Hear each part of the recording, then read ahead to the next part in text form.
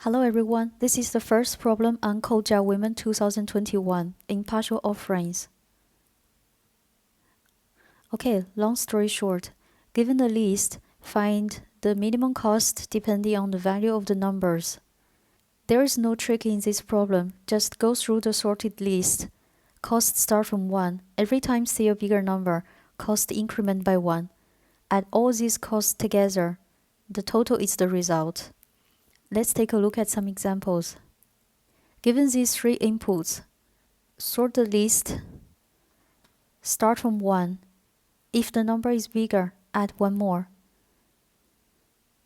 Add all these costs together, then we get the result.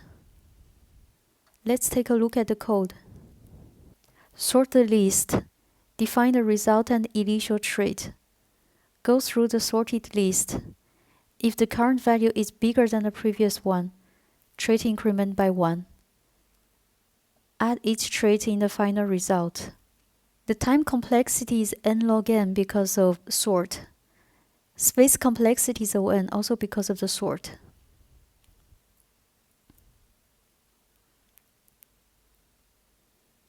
Here is another solution by using dictionary. The time and space complexity are the same as the previous one.